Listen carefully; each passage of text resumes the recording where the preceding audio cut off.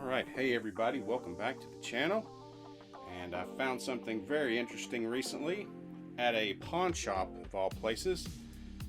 Instead of a retro game store or anything like that, found these two little things right here. Two Atari 5200 controllers in the box. Pretty cool. They're about $19.99 each, so not too bad of a price. I think that's pretty reasonable for boxed Atari controllers. And of course, if you're a retro fan, you know Atari controllers are not very good. Atari 5200 are very infamous for breaking down and not feeling too comfortable and not having self-centered analog joysticks. But anyway, I'm going to open these up and check them out, and let's just see what's inside of them, see how well they are. You see the box there, it looks pretty good shape for what, 40 years old. I love that. I just love finding retro things like that in the box. The bottom of it, you see the price tag on the top there, 20 bucks, $19.99. Can't beat that. Here is the second one. This box is a little bit better shape. It's not as bent as that one. I'm going to turn that around. Pretty much the same thing. Very cool. These will be nice display pieces. And if you're a pretty good retro fan, retro collector, you know how to recondition these and fix them up where you have new buttons and things like that, and kind of at least make them somewhat decent. And I've done that, and I might try to do that on camera, do a video on that. But let's go ahead and open this up. Let's see here. All right, so we got that in there. I can slide the whole thing out. I might be able to do that. Look at that. Oh, I love that. That is pretty cool. The joysticks is inside there. Let me go ahead and pull that out, perhaps. Probably have to unravel it. So this doesn't look too bad. Looks to be in decent shape. It looks used because there's like little dust particles here, but not that used. I mean, that actually does feel pretty good. The only problem with these joysticks is they don't self-center. They're analog, but they don't go back in the middle. I've been taking controllers like this apart since I was, I don't know, 16 when I got my first Atari 5200. So I'm kind of used to the joystick.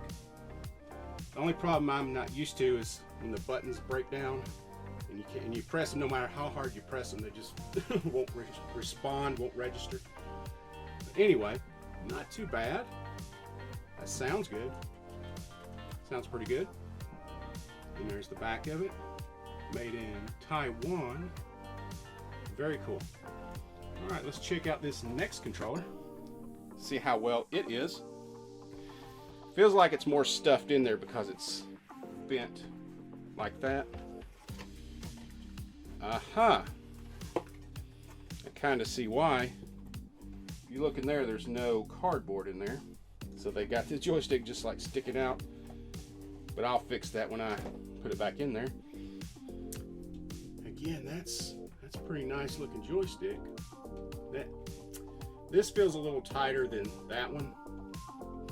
I don't know if it's because it's a redesign or what, but definitely not too bad. Buttons on the side there, buttons on that side. That one also made in Taiwan. So you can get little kits where you can take all this stuff apart and replace the buttons with new buttons that's got like gold-plated contacts on the bottom side of this. And it'll help the button presses. It'll actually register button presses if you have better replacement buttons and stuff. And also there's like a little circuit board in there you can also replace. It's a better version of it. So you can do that. If you're willing to recondition these, they're decent. I mean, I grew up on these, so I kind of got adjusted to these controllers. So not too bad. One of the things that I like to do when I put these controllers back together after I fix them, sometimes the joystick, I don't know, it just kind of feels out of alignment. So when I put these screws back in, I don't screw them in completely. I kind of make them level with the plastic here. So it would give just enough looseness to kind of feel like it's not misaligned, I guess, the word for it. So that kind of helps me a little bit, give a little bit of the give to it. So I don't screw these screws all the way in, just about flush, probably the same level as the plastic on these, just to give it a little bit of give right here on this joystick. But yeah, not too bad. I love finding stuff like these, kind of cool display piece on my shelf like that. And you know, they're very infamous. They're very bad, very infamous for like breaking down and stuff. And honestly, they're not too well designed, but if you're willing to go the extra mile to get them a little bit fixed up and stuff, you know, you could live with them. I can personally live with them. But anyway, and also some of the games, they have like little overlays you can put over the keyboard, kind of like in Television and ColecoVision. But yeah, that's Atari 5200 controllers in the box that I found. So if you're a collector, if you're a retro game collector, there's still some pretty good deals out there.